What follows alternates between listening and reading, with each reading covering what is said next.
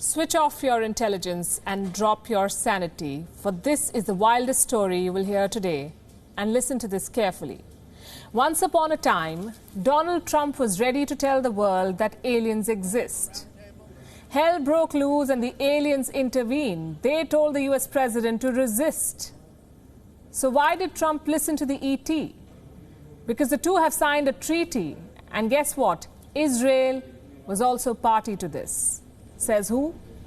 Meet Haim Eshed. Reports claim he was once the head of Israel's space security program. The man recently gave an interview to an Israeli newspaper. What he said was out of the world, quite literally. He said aliens not only exist, but have also made contact with humanity. That should be great news. So where exactly are these aliens? Eshed told the newspaper that aliens are hiding among us. Sure they are. I could name a few, but never mind that. Why are these aliens hiding? Because humanity is not ready yet. I must remind you that we are not making any of this up. These are the words of a man who was the head of Israel's space security program for nearly 30 years. He's retired now and has decided to share a well-kept secret with the world. He says aliens do not want to start mass hysteria. So the kind creatures are waiting before they can come out in the open. They are waiting for humanity to evolve, to quote-unquote understand what space and spaceships are. Let me quote some more from Eshed's interview. There's an agreement between the US government and the aliens. They signed a contract with us to do experiments here.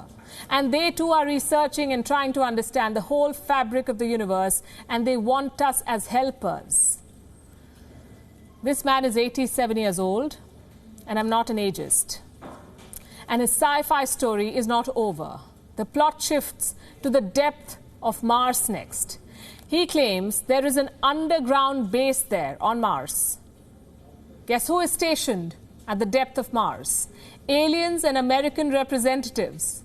The same United States that has not been able to set foot on the moon since 1972 has already set up a base on Mars, apparently. So why is Haim Eshed telling all of this to the world now?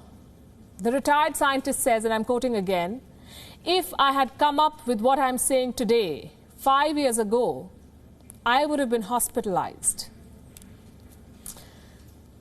Well, those 5 years have passed. A visit to a hospital may not be such a bad idea even now. We wish him speedy recovery and we thank him for a good story. And if you like it, here's a reading suggestion. The Hitchhiker's Guide to the Galaxy by Douglas Adams, the best book ever on aliens and humans.